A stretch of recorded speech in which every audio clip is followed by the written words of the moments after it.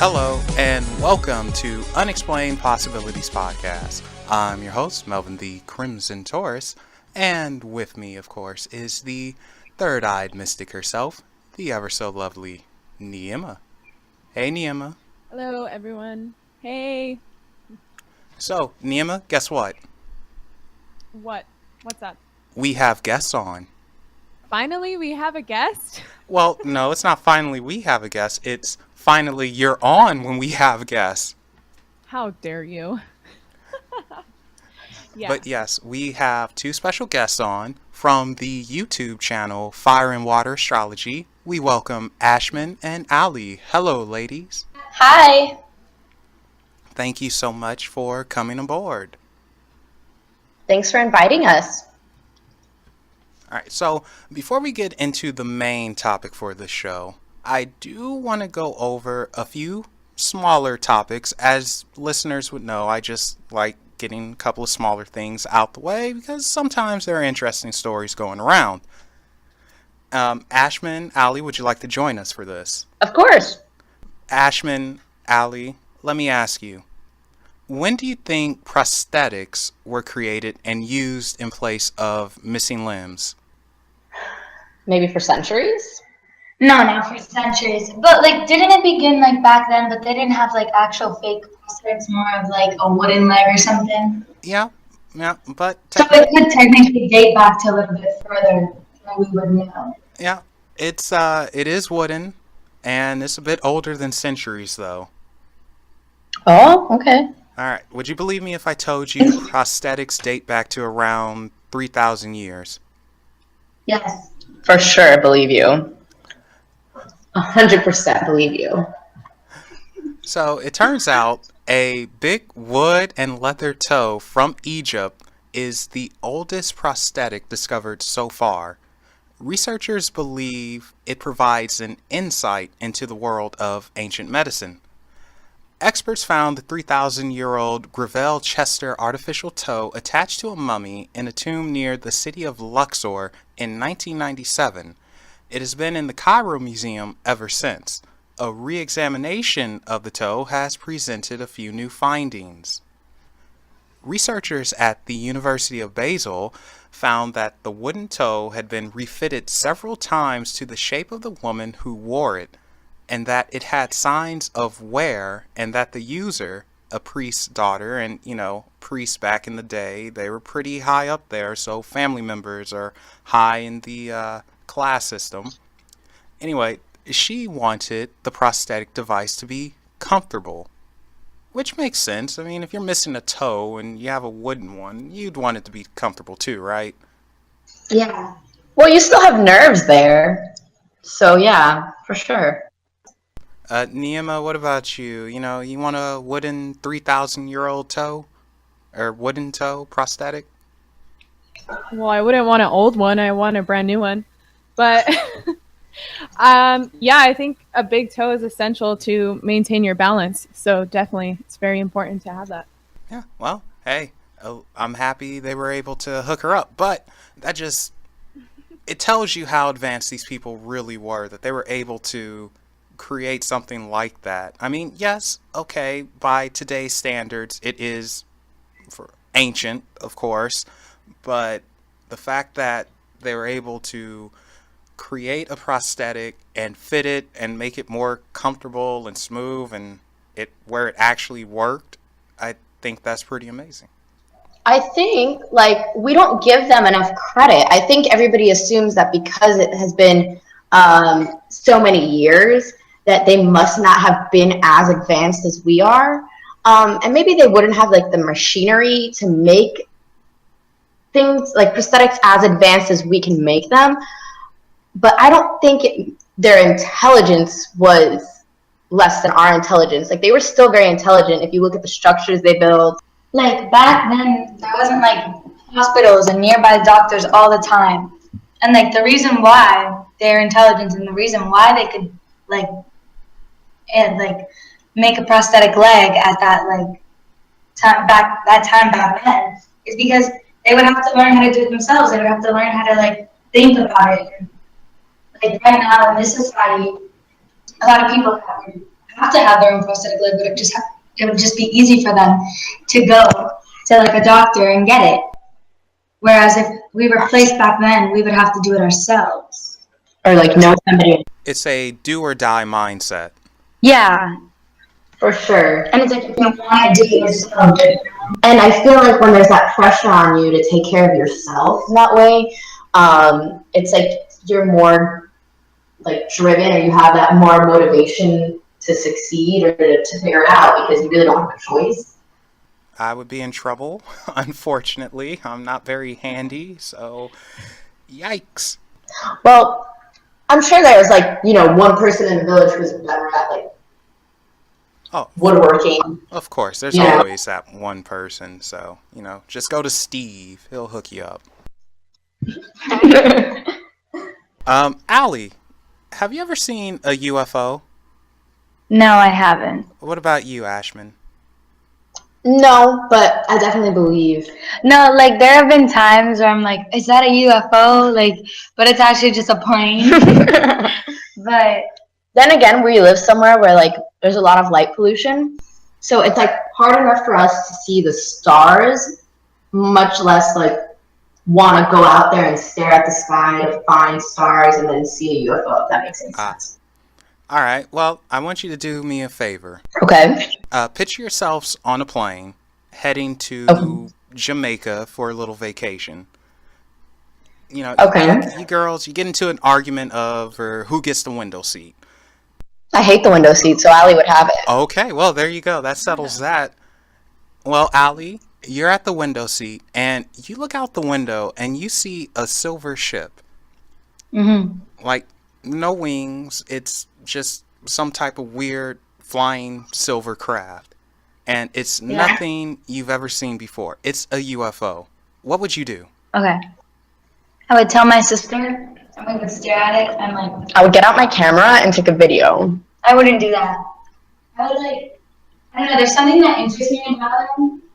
But like, it's more like I would be very shocked. I would be like, In awe. yeah, I'd be in awe, and I'd be like thinking about it, and I'd be like, oh my gosh, what is that? Like, how did it get here? Like, more of that. No, I'd be really fascinated about what mechanism it uses to move in the way that it moves, like so fast. And Ashman, you did say you would take out your cell phone or whatever and film it, right? yeah, if I could get to it fast enough, I know that people who report seeing UFOs say that they like go away in the blink of an eye or change directions really fast. So if I could catch it on camera, if I could react that fast, I would try, yeah, for sure. Apparently, the person who saw this was smart and quick enough because they did exactly that. Well, let me tell you the story. This happened to some passengers on a plane somewhere over Spain, and it was caught on cell phone video. The person taking the video seemed pretty calm considering, but I'm pretty sure he also swore under his breath, and he had no idea what it was that he saw, except for it was a silver UFO, and it was flying right next to the plane. That's crazy that it was that close to the plane. Yes. Neima, what would you do? I would do the same. I'd pull out my camera phone and try and get a picture or record it. I guess I would be the only one who would just close the little window down and pretend I didn't see anything, What, you're scared of the UFO? Oh, I'm such a coward. I'm scared of everything. And yet, here I am talking paranormal supernatural. What sense does that make? Yeah. It's a juicy contradiction. Let me ask you, do any of you need jobs? Wait, she's 16. She needs a job. Oh, hey, you never know, because I have some good news for you. Okay. NASA is hiring. Yeah, I definitely don't think that my Oh no, you could qualifications. get the job. Trust me, you could get it because you don't even need to be a scientist to get the job. Okay, what's the job? You're gonna fight aliens.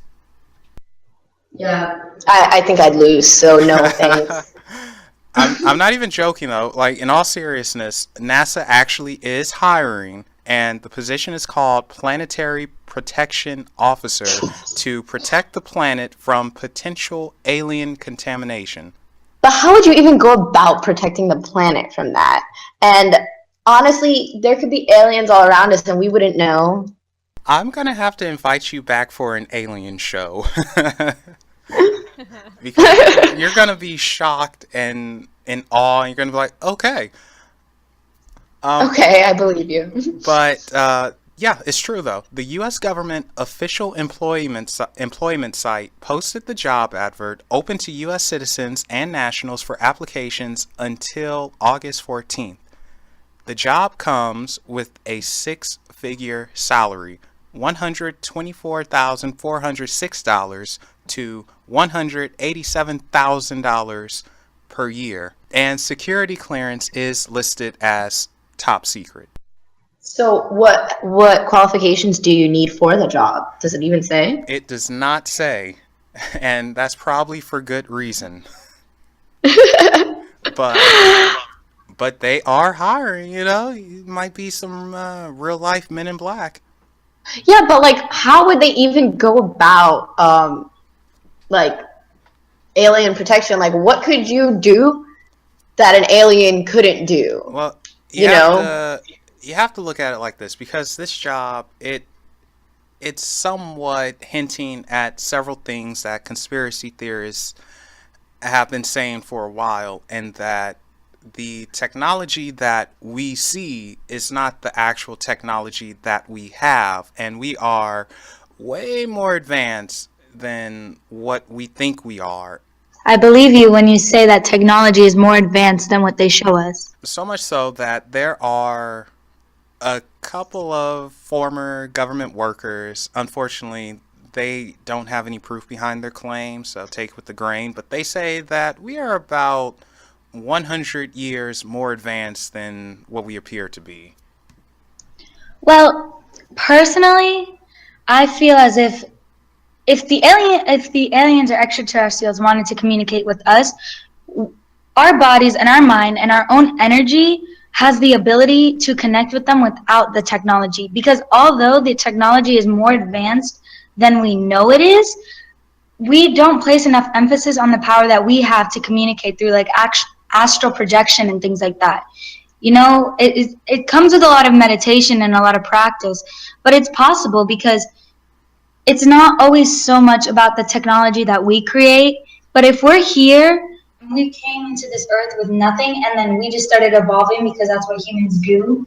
But if we were here without anything, that means that we know more and we can communicate with more than we think. You know what I mean? Actually, that is true because, well, I believe it to be true because I was reading and watching about like a group of people who would like ingest ayahuasca or ingest something or just meditate. And like they would go out into the countryside where there's like nothing around, no light pollution, none of that, and they would literally all just focus on telling the UFO to come to where they are and just focus on calling it to their presence, and they would call it and they would see it come. And they would do that with their minds. It's not like they were sending them a text message. So, and it would happen for them every time. Well, almost every time. What YouTube channel was that? Or it was a documentary on the Discovery Channel, and I was reading about it online, but I can't even give you the website. Get this. Johns Hopkins scientists are studying the effect of psychedelic mushrooms on religious leaders.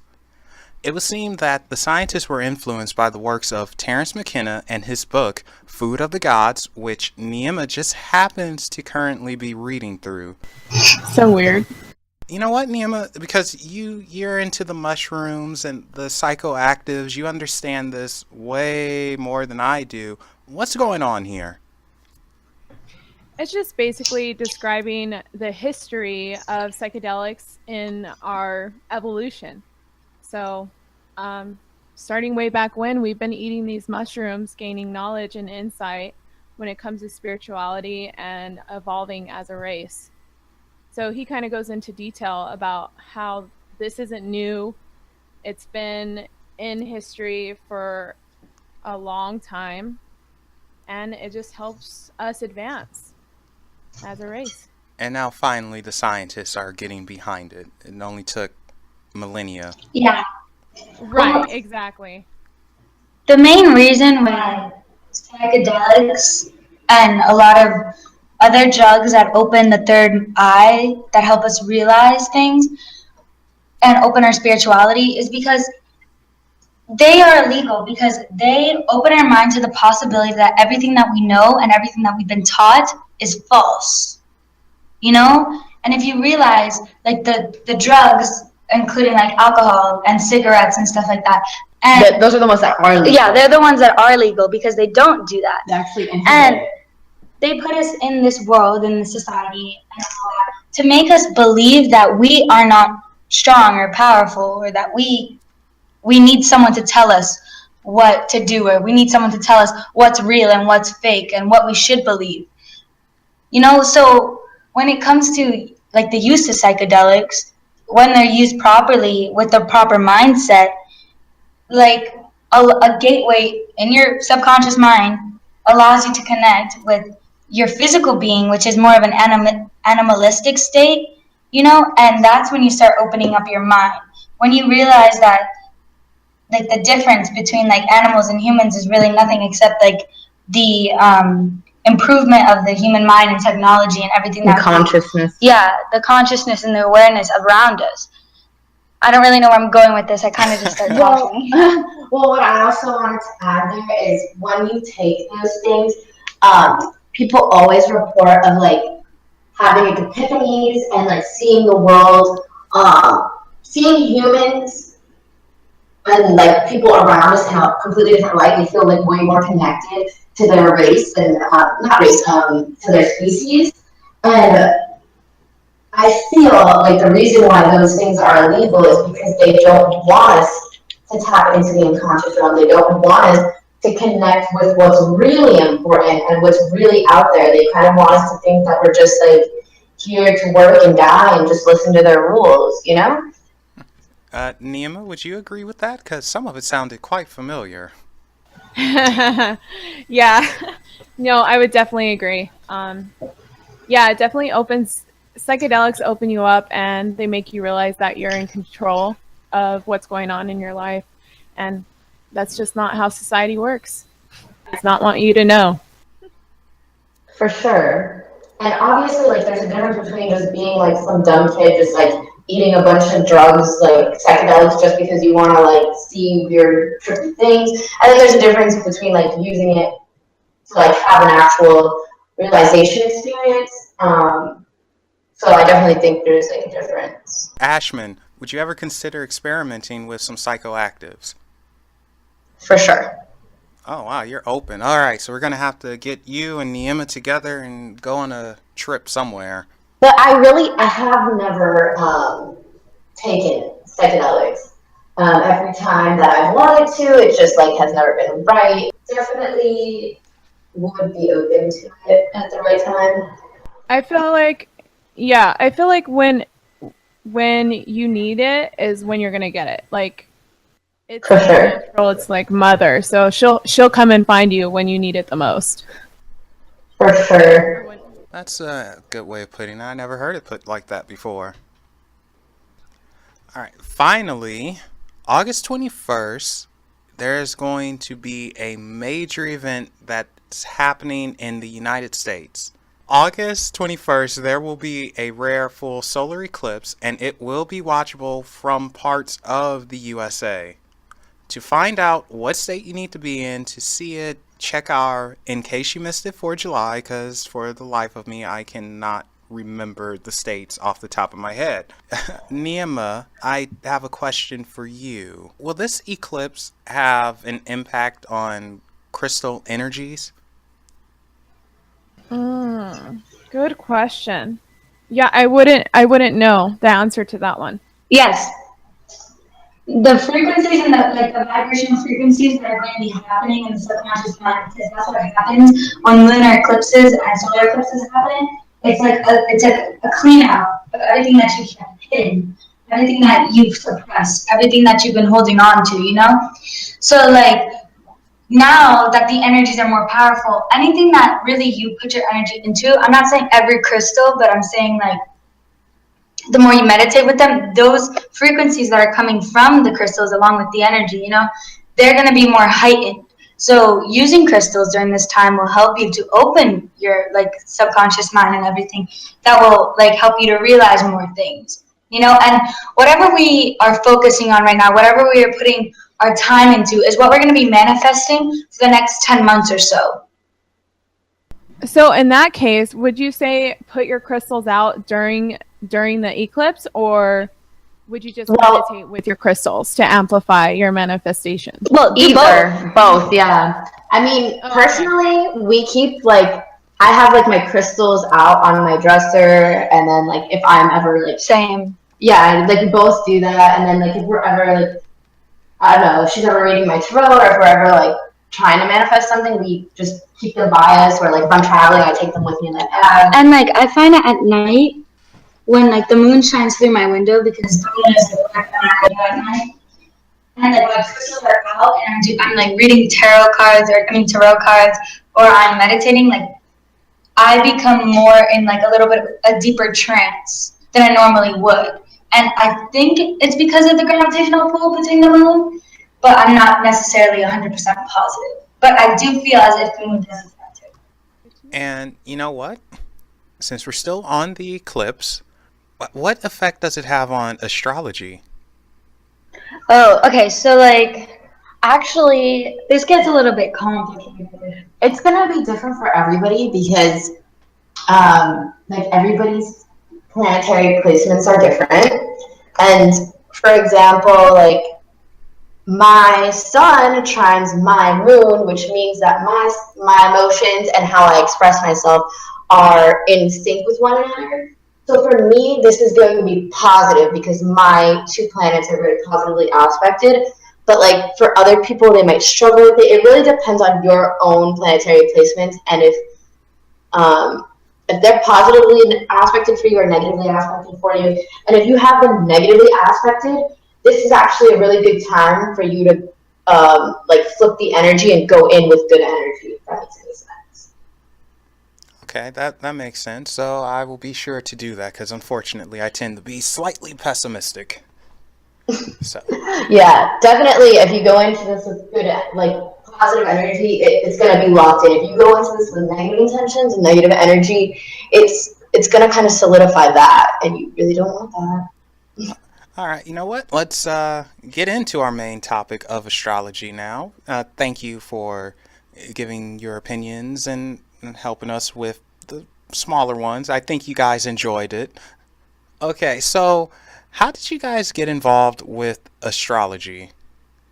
Well, about like 2 years ago or so, I was the one that started like getting into it. Like I found, I believe I was watching like a YouTube video, and then on Twitter I saw something about like the zodiac signs.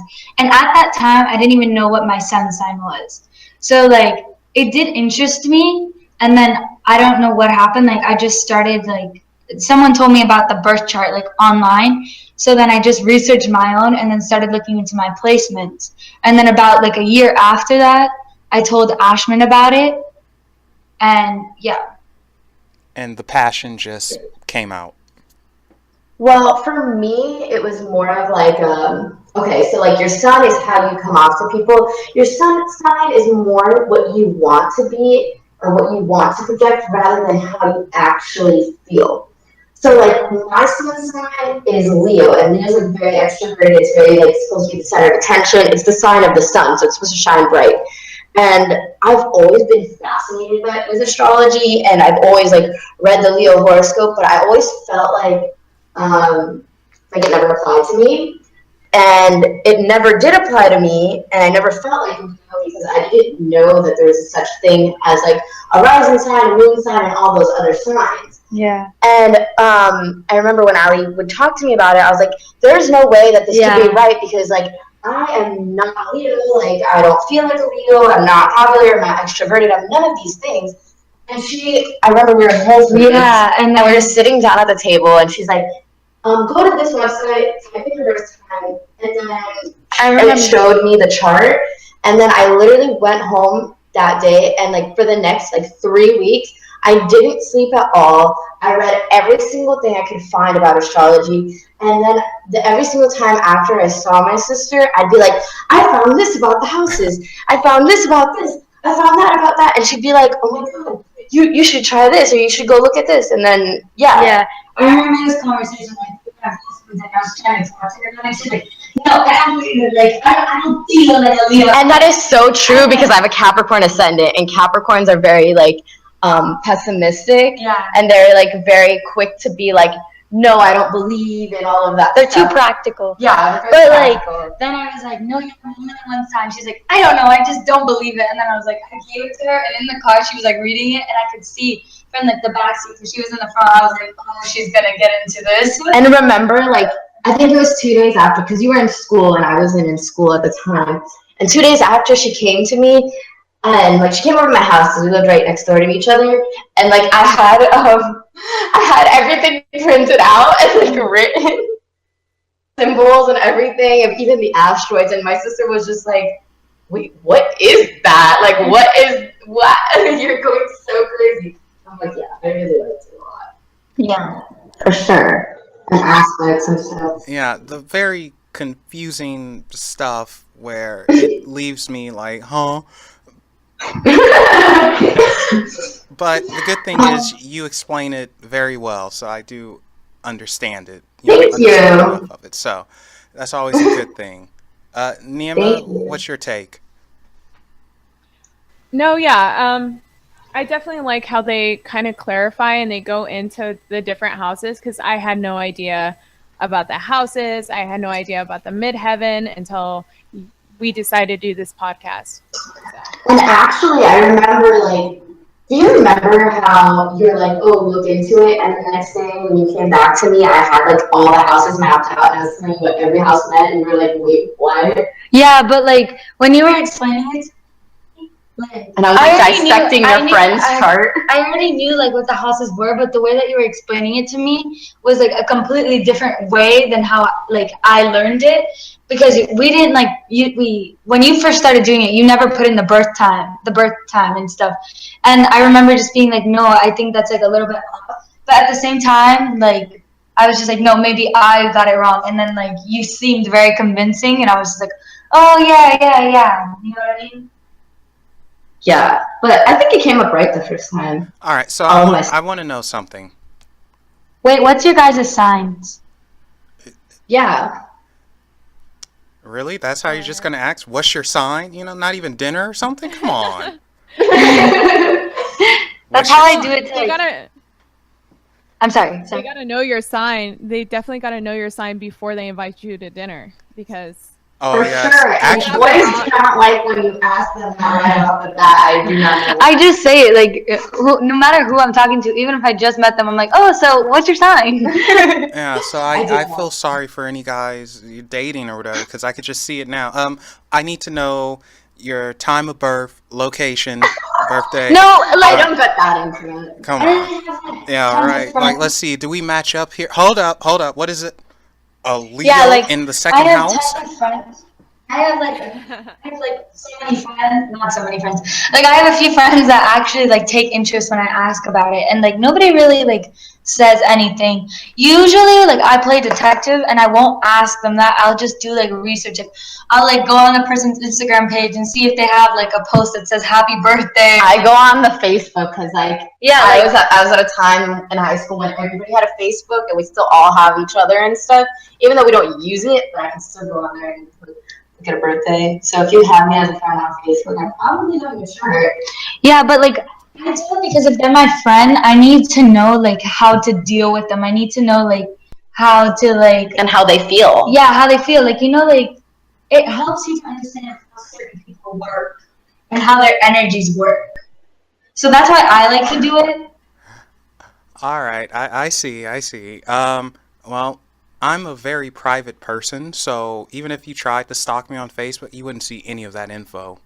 Well, see, if you have it out there, like your birthday public, I feel like you walk into it. Yeah, but So, I also know you weren't paying attention to me when I did the intro. What was the intro? Oh, I'll tell you in a second, but we'll start with Neima's stuff. Actually, before we get into that, this could be a little fun. What do you think Neima is, her sign? I don't know. Take a guess. Come on. Honestly, Definitely. Okay, my guess for like Neima, do you have any water in your chart? And those signs include Scorpio, Cancer, and Pisces. and I. Okay, go ahead. Tell us. I'm here. I have my Mars is in Cancer, and my 4th and 5th house is Cancer. But other than that, Me too. I do have a Scorpio. 8th house is Scorpio. Pluto's in Scorpio. So your ascendant is what? Is your ascendant Aquarius? Or Aries? Mine's Aries. Nice. It is Aries, yeah. What's your sun? Well, no, you're I thought supposed you to guys were guess gonna it. guess. Yeah. The sun is so hard to guess when you don't see the person. Are you like a Sagittarius? You guys have my Instagram. Oh yeah, let's look at her Instagram. She kind of looks so Scorpio to me though. When I was looking at her page, you look so mystical. Your whole page, and I like it a lot. Are you Aquarius? No. We're just gonna have to name off the whole zodiac thing. No, one more guess. Just one more guess. Virgo. No, I'm a Gemini. Okay, I was gonna guess that Melvin was a Gemini. And what's like your moon sign in? Libra. Nice.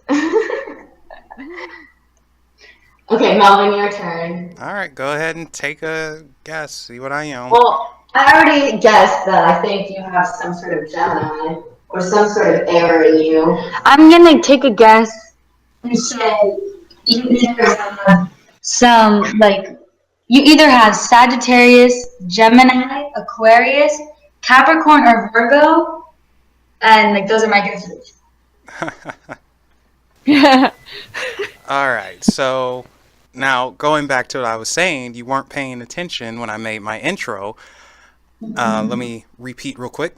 Hello and welcome to Unexplained Possibilities Podcast. I'm your host, Melvin the... Oh, you said Taurus. Taurus, yes.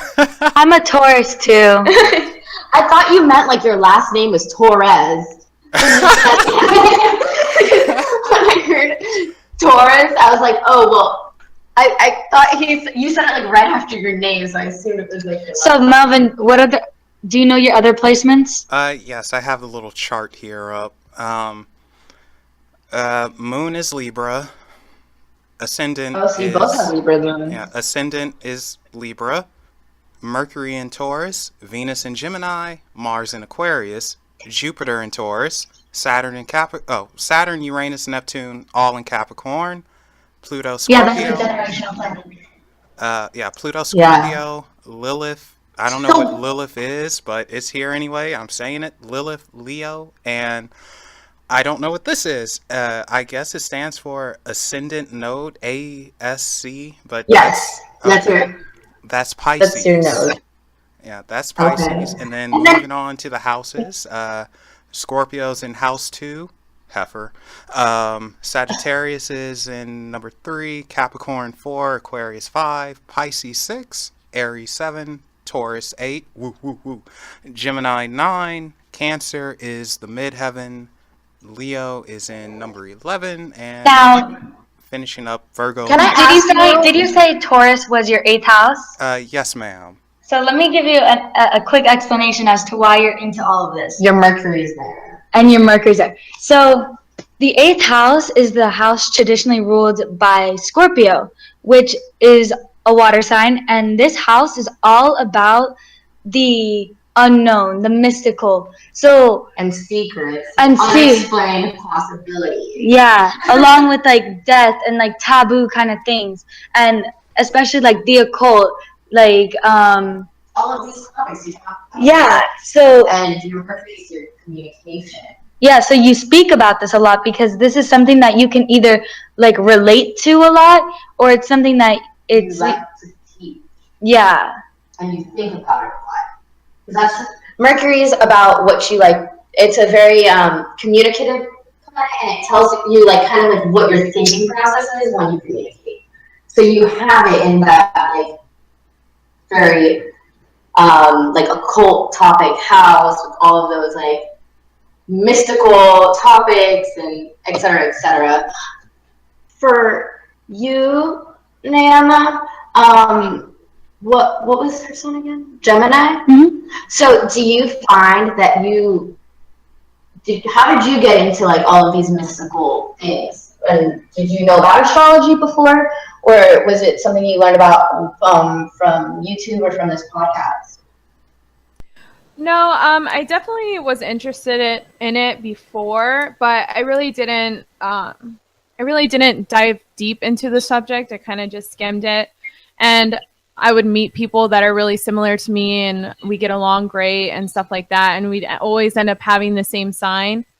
Yeah. So yeah, that's how I got into the whole Gemini thing. A lot of my really close best friends are Geminis. So, and then when I met someone that I'd really click with, then I'd be like, oh, okay, I want to know what their sign is, and I want to know why we get along. Yeah. So well. Are there any signs that you find that you just can't get along with? So far, be honest. let me think about it. No, I think so far I have a problem with Pisces. Makes sense. Yeah. I think that's about it so far. Because I haven't really Yeah, my moon's in Pisces. too much. Yeah. Uh-oh. Yeah. We have Mortal Kombat here. No, it makes sense because she's an air sign. She's and a I'm double air sign. Yeah, she's an air sign, and Pisces is water. So of course, there's gonna be like they're completely two different elements that don't even go together. Like fire and air go together, and water and earth go together. You know, so someone who's a double air is just not going to really click with someone who's water, and there's nothing wrong with that. That's just how people work. You know. You think about things more logically, whereas a Pisces goes more off of how they feel. I do want to know, how does your family feel about you guys doing astrology? I don't know if they know. I mean, like, well, they know about astrology, but I don't know if they know about our channel. Like our father knows. They don't know. Nobody knows about our channel really, but like my father and my brother both know like that we like astrology. But they don't really give us the time of day for it. They're more practical people. They really don't even believe. They're just like, yeah, whatever. Like, you can relate, I guess. Oh, okay, my type of people. Yeah, blah blah blah, yakety smackety. Move on. Okay, I could get with that. Yeah, they're very like practical. Like very more off of like book smarts rather than like unexplained possibility type things. Mm-hmm. I think you like the title of our show here. Well, I feel like it just like describes what we're talking about so much, and yeah, and I just keep seeing it right here, so I keep saying it. What? Like, the name of the show. Yeah. So, is it possible though that sometimes you may look into charts and everything too much, like you just get too deep into it?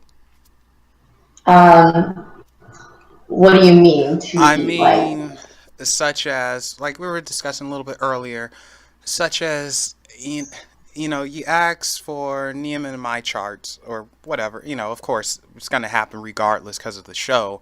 But, you know, you're determining what to say, what not to say, or how to put it a bit differently. And stuff. No, it's more of just like an understanding thing, but I'm not going to like change who I am or filter how I am, or how I communicate just because like somebody else is like all earth and water and I'm really fiery. No, that won't happen. But like if I have a friend who's more sensitive, I'll just try to be more understanding of that. Does that make sense? It's just a cute, like, I like it because when we meet people, like for example, like when we first turned on this podcast, I did not know you were a Taurus or that your Mercury was in Taurus. And I'm like, he speaks very slow and steady, and it seems as if he thinks everything through, you know, thoroughly before he speaks. And I remember saying to Ashmin, like, oh, it sounds like a Taurus or an earth sign, you know? But like, that's why I was like curious. I was like, I just want to know, you know? Yeah. Because like we pick up on the things that people do, and then we kind of like make predictions, and then like we're like, oh yeah, that's why this person does that, you know? For sure. Okay, Neima, you have some questions, right? So, was there a favorite trait about you guys that you found through astrology? What's your favorite trait that you have that you like found out and you're like, oh, Like a planetary placement, no, like a trait just in general that you admire that you found out through all this research? My moon sign, especially because it helps me to connect a little bit more, and it makes me like more intuitive. And it's like a psychic moon placement kind of. Yeah, and that's what helps me to like it like kind of predict what's gonna like happen to me. Like if I like focus on something, I will manifest it really quickly, or like the situation will occur. And it helps me to like read tarot cards and all of that. And I really like that placement about me. Honestly, I'm going to say yes and no, because everything that I've learned through astrology, when it comes to myself, it's stuff that I've already known about myself, but it gave you a reason why. It gave me like a confirmation and like a reason why, exactly. Like I said, my Leo sun, I never identified with it, and once I like saw my chart, my sun is in my 7th house, so that means like my ego is completely behind me, and I don't identify with that, because you identify with your 1st house. Your 7th house is what is like hidden, like your shadow side. So it makes complete sense why I never felt like a Leo. Does that clarify? All right, so a Leo who's not a Leo. Yeah, I mean, I know I am, and I act like a Leo, I speak like a Leo, but I never feel like one, if that makes sense. Other people when you get to know her, other people perceive her as a Leo, but like the sun is also like, you sometimes don't feel like it's your what sun. You want to be, not what you are. Your ascendant is how you feel a lot of the times, while your sun is kind of like what is more like noticed about you, because like that's what you're given off. Yeah, the sun's what other people see. And although you do have qualities, it's not saying that that's how you feel. Yeah. How you feel is your moon sign, and my moon's in Sagittarius, and honestly, I feel 100% like I am Sagittarius. 110%. Okay, now here's something though. These traits that we are born with, is it really from the stars? Is the universe truly predicting what we're going to be, or is this something that we're born with or that we develop from life? I mean, how does this work? Okay, here, let me explain this to you in a way that is comprehensible. Imagine a clock, and imagine the 12 sectors, like those 12 triangles. Okay, now there's 12 zodiac signs. Label each section of the clock, starting with Aries, Taurus, Gemini, etc. It goes like that. Each one has its own section. Now, the planets are all in their alignments in there. They're all going around in their orbit, okay? And when you were born, the sun was in Taurus. It was in the Taurus sector. When you were also born, the moon was in the Libra sector. Which you're completely ruled by Venus, by the way. Yeah. I know. And then when you were also born, your Mercury was in Taurus. Like the planet Mercury was transiting in the sector of Taurus. And this is known because of the constellations. The constellations are known to be in that sector. So it's not necessarily saying that like, because astrology is so old and it's been studied so much, there are many different interpretations. But I feel it's almost as if the energy that is being sent to Earth at that moment is kind of what you're going to be like. You're going to get more energy that's from the Taurus or from the Venus, like kind of like that. Yeah, and like okay, so what you're asking is like how can it be true? Is what you're asking? Something like that, yes. Okay, well, my theory is, every planet with its size and its mass has a magnetic force, has a magnetic pull.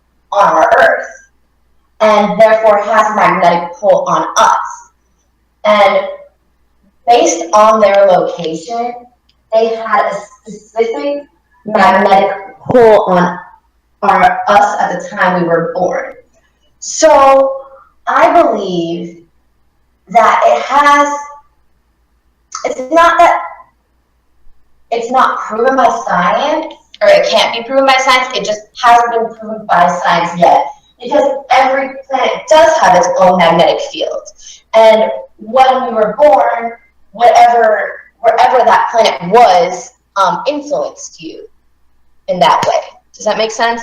And it's funny how, like, I was just talking to Ali about this the other day. I was due on the 17th. My mom was supposed to have me on the 17th, but I was born on the 16th.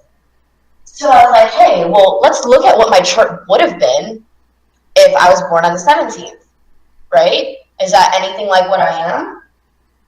And it's so funny because I was meant to be born a day before. Because if you look at my personality, the moon is in a completely different place. And I would be a completely different person if I was born a day later. She was supposed to have a Capricorn moon, and after Capricorn is Sagittarius. That's the next sign. No, Sagittarius. Yeah. I mean, before. Yeah. Okay, so like when the day that she was born, like she got the Sagittarius moon. Right before it switched. But she was meant to have a Capricorn moon. But instead of having a Capricorn moon, she has a Capricorn ascendant. Do you feel me? Like, so it was almost as if like she was supposed to be like that, but they're like, no, she can't have a Capricorn moon. We'll give her like a Capricorn ascendant. I'm not saying that someone was actually dictating that, but like it's funny how like even though she was supposed to have a Capricorn moon, she still has Capricorn placement. Yeah, and I think a big part of it is there's been different people in my life that have influenced me, and the moon is also your mother. And I've had a mother, and I've had a stepmother, and I've had different motherly influences. And it's funny because I was meant or predicted to be born on the 17th, which would have meant I would have had a Capricorn moon. And my mom is very earthy. But the other womanly figure in my life who I saw as a mother was a Sagittarius. So it makes sense that not only do I have the earthy influence, but I also have the fiery influence. Does that make sense? Like I have a Sagittarius moon because of that, I believe. So, yeah. It's like the universe, you're born at a certain, like you're born with certain energies for a certain reason. Because it's almost as if, okay, this is the situation that you're going to be put into. Now, the universe is going to give you signs that make you able to adapt to your environment and environmental factors that include like the people in your life. Because it's funny because like my dad is a Sagittarius.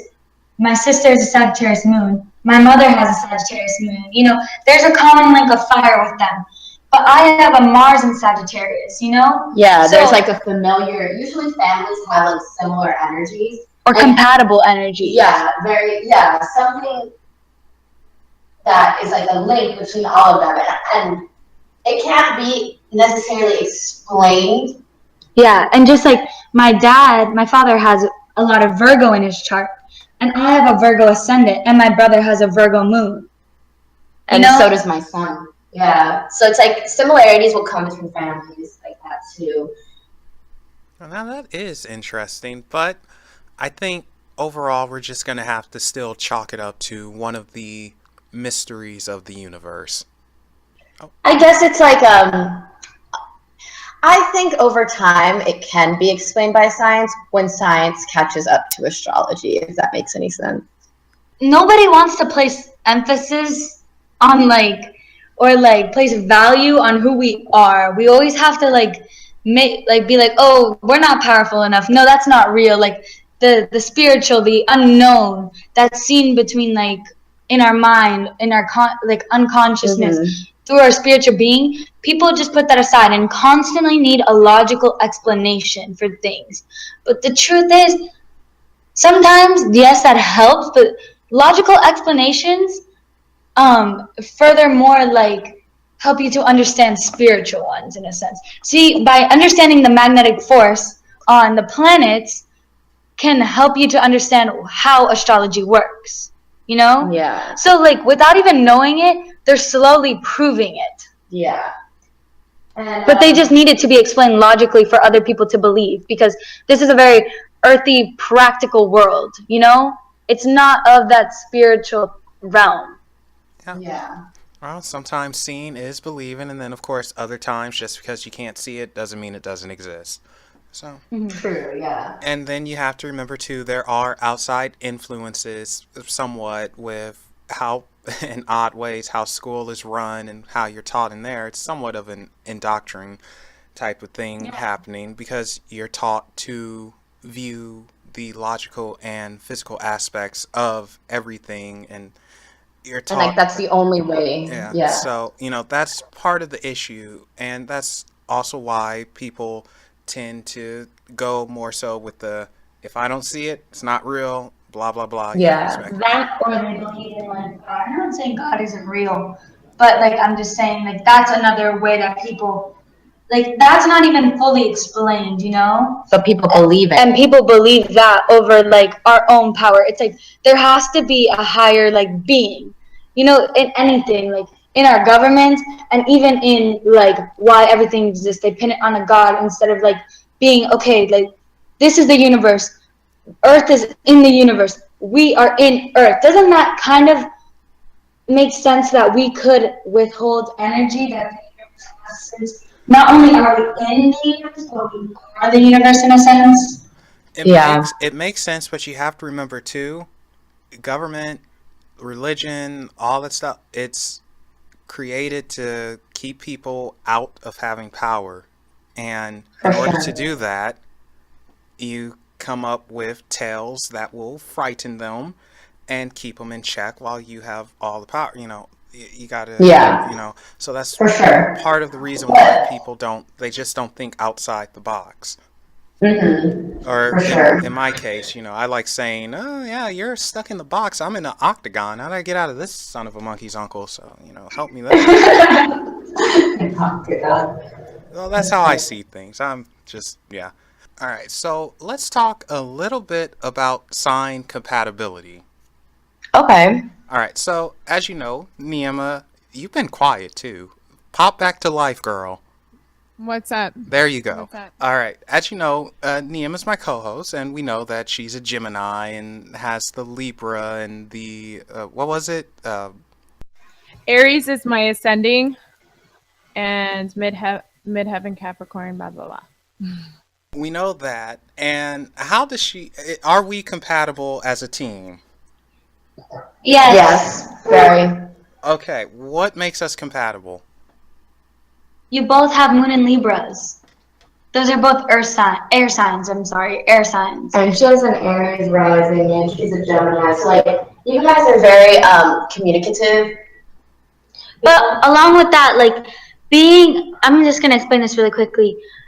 Being that you guys are Libras, both of you guys are about balance and, like, communicating, keeping the balance, you know? So that's always, like, Libras tend to not say anything if it disrupts the balance. If it's something mean, they'll hold it back, even if it's something that they feel the need to say. You know, if they don't want to make someone feel uncomfortable, they'll hold it back.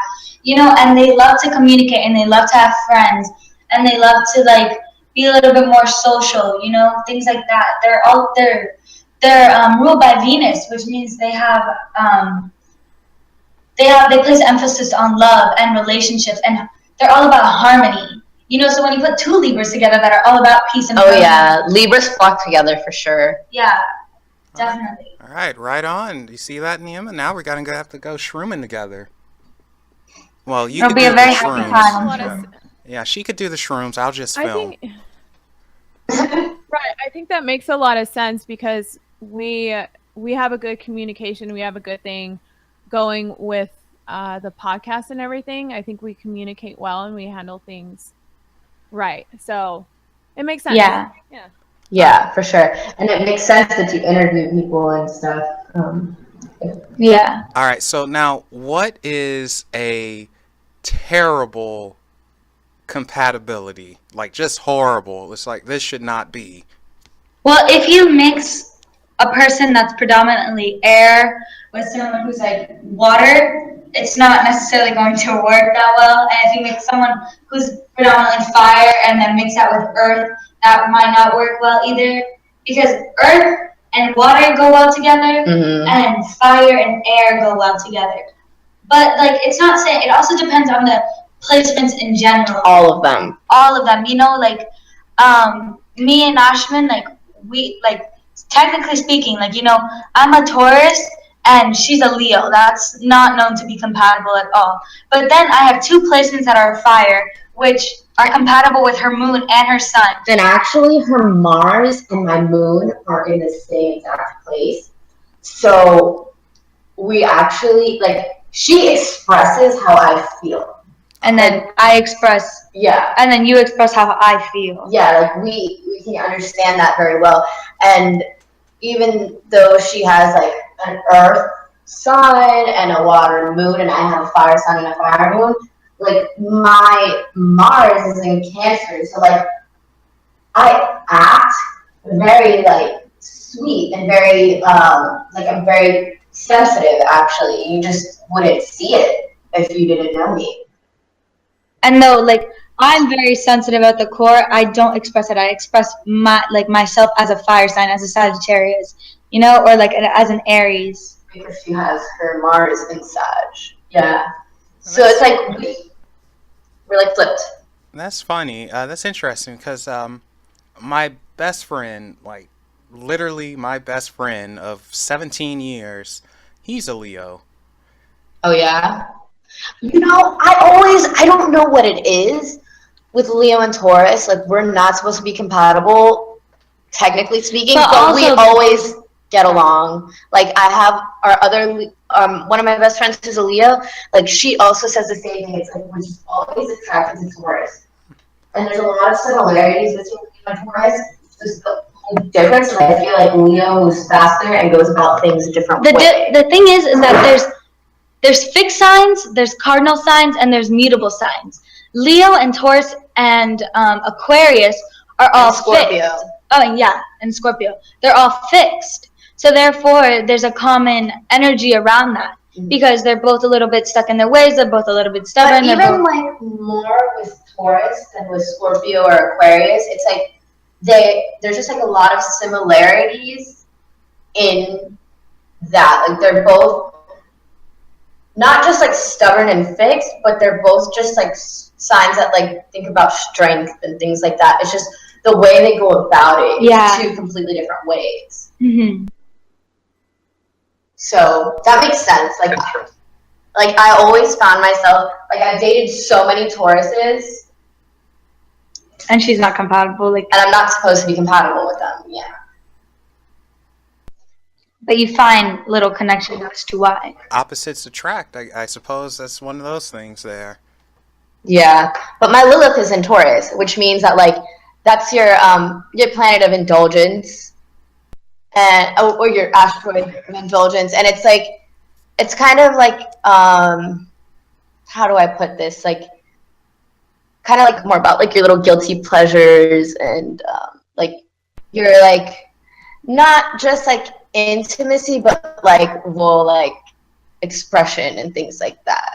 Okay, so since my Lilith is a Leo, does that mean I'm like a horn dog or something?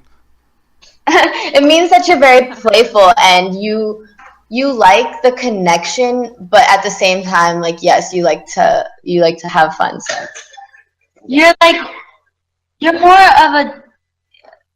of a not necessarily childish, but more like childlike in the sense playful, joyful, happy. You like to socialize, you like to have a good time, you like everything to be uplifted and not like down in the dumps and all about the feelings and things, you know? Things like that.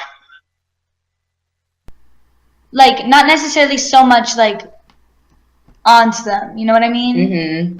And other people's like feelings also. Like, if you're in a social group and then someone just starts like really dragging down the vibe, like, that's not you, like the opposite.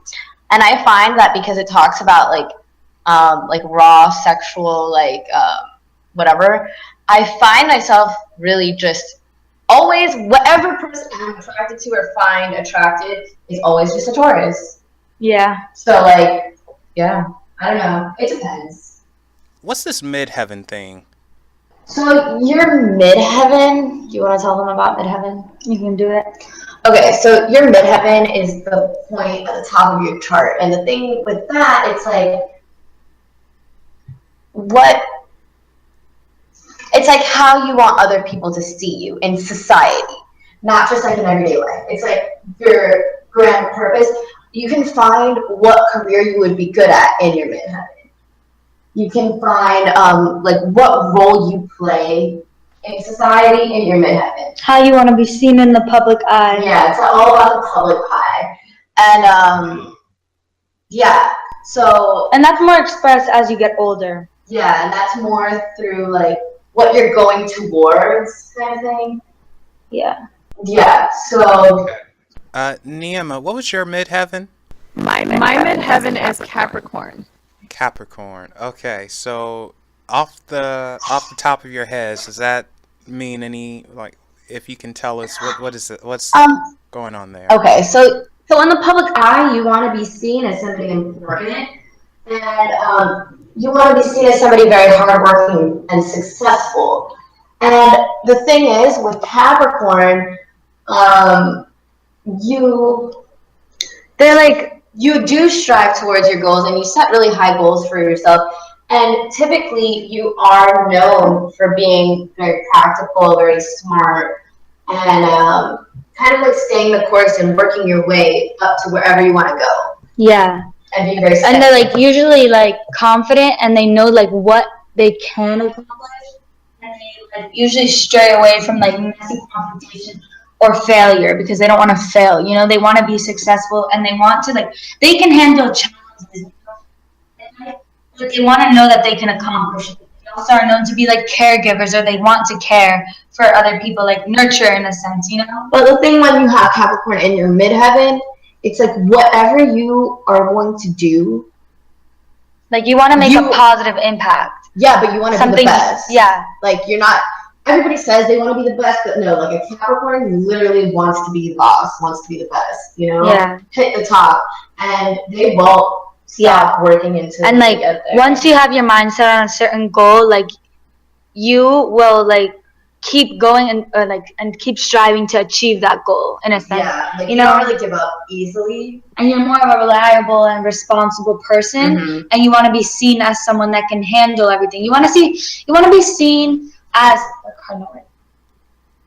Okay, Capricorn is a cardinal sign, which is all about taking the lead, being the leader, being the responsible one, being the reliable one. So when you're seen as that probably is like something that you like. Yeah, it's something that you like. When you're seen as someone who's strong and that goes after what they want and has like and a hard worker, you know. If you have a Capricorn midheaven, you would not want anybody to say like, "Oh, she got this job because like she knew the boss." You want to know that you got it because you worked for it, or that because you actually have the skills and the talent to do so. Yeah. The boss or whatever. I would definitely agree with that. Yeah. Do you agree with that? Oh yeah.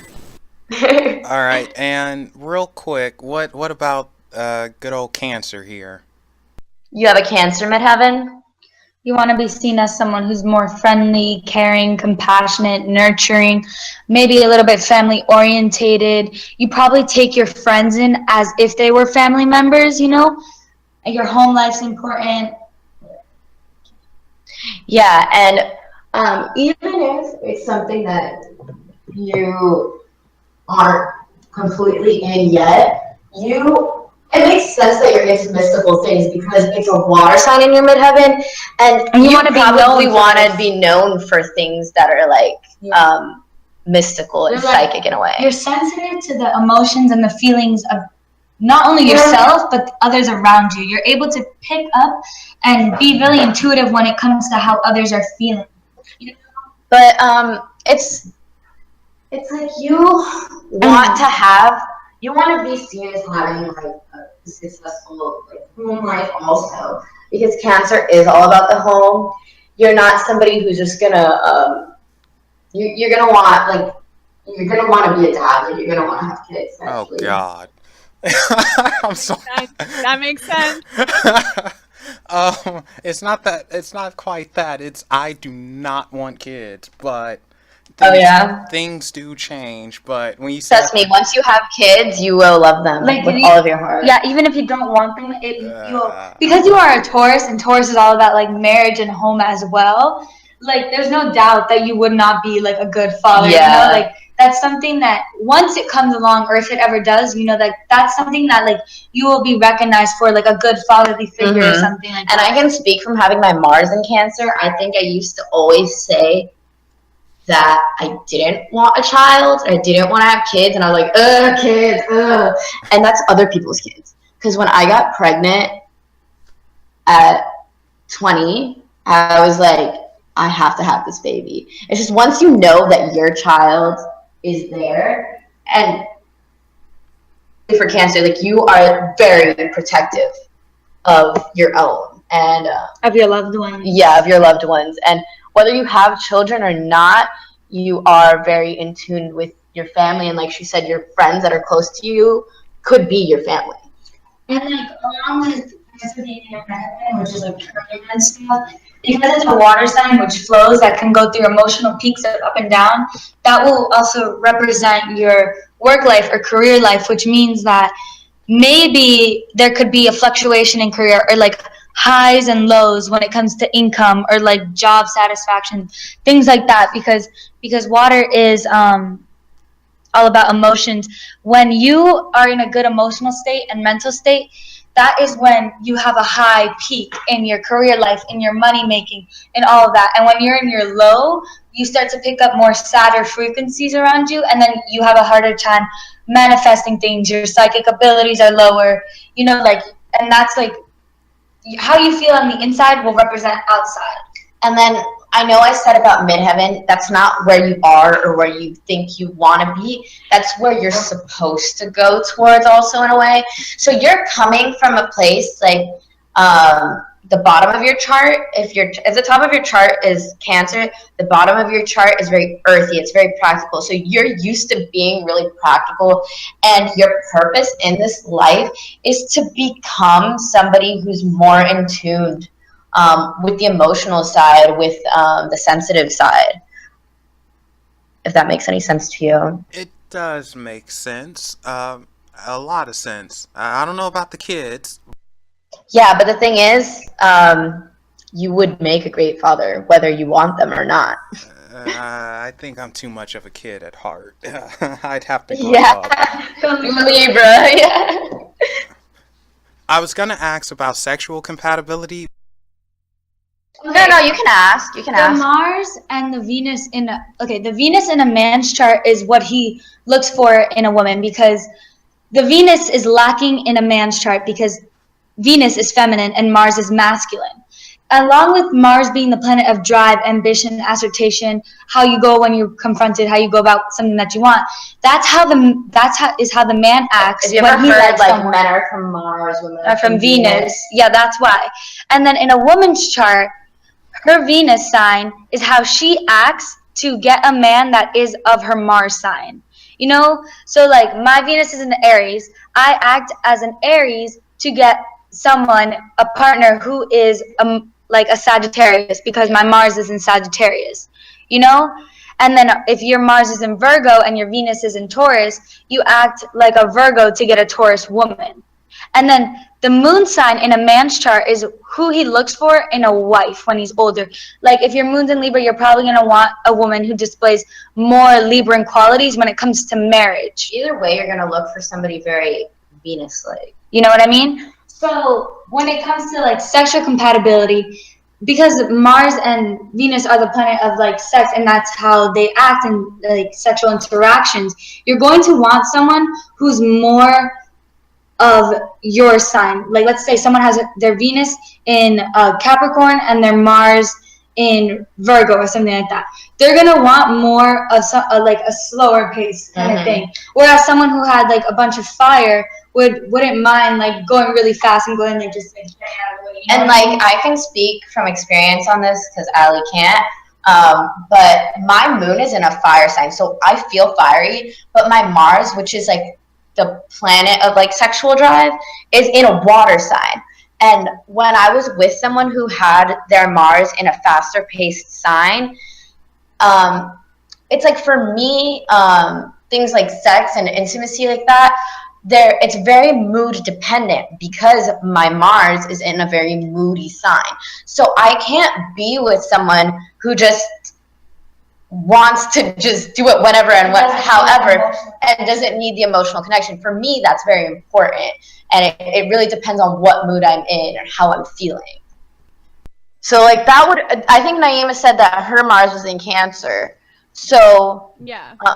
So for you, you might feel the same way. Like you feel like, there's sometimes, yeah, like sometimes you're just not in the mood, and like sometimes you really are, and it's very mood dependent.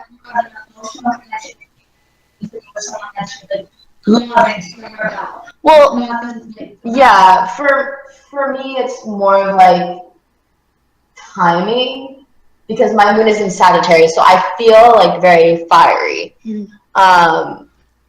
But when it comes to expressing the actual act of sex, it's very mood dependent. Yeah, I think I would agree with that for sure. I feel like I'm very moody in it. All right. For So sure. what's happening with me here? My moon is Libra, and the Venus is in Gemini, and the Mars is in Aquarius. Why are they all air signs? And the Mars is Aquarius. Okay. So yeah, you are a horn dog.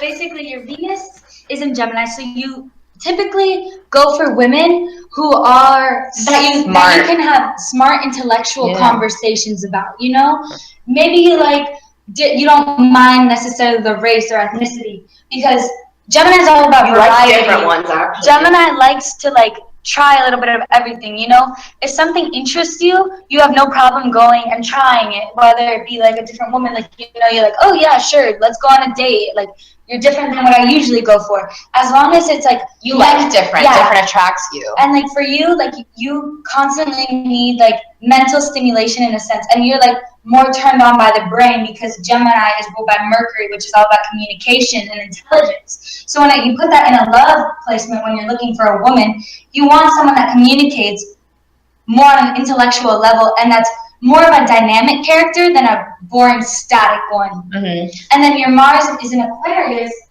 so therefore you yourself are very eccentric and different. You know, so you may act a little bit you're not scared to do things that are taboo, and you're not scared to try if we're talking about sex, you're not scared to try different things in the bedroom. And even if you don't end up liking it, you would still be open to trying it. Think this is a good place to end it. Real quick though, Neima, do you have a Neima-ism to drop on us?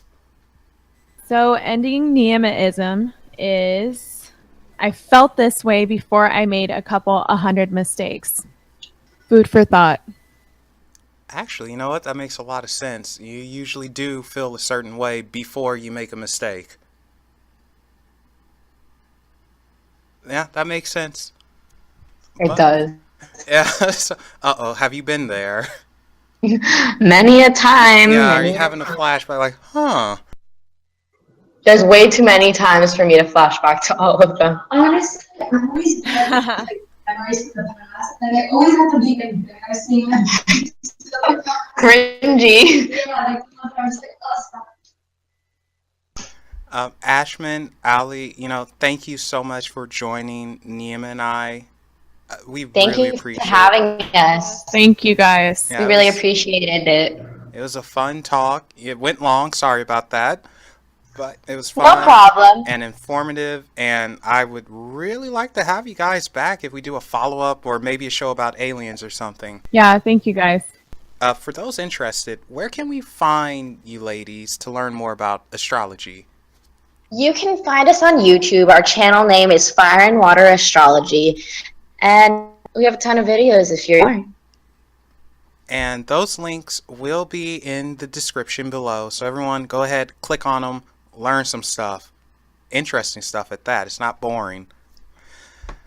Also, don't forget to check out Neima's website, which is www.thirdeyedmystic.com. And from there, you can check out her writing and thoughts, as well as catch past podcasts she's been on and her various social media links if you want to get in contact with her.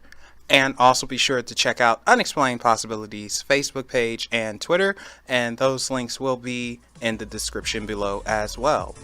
So, with that said, remember guys, there are things that go bump in the night. Why don't you ignore them for now and take a look at the heavenly bodies above instead? Bye everybody.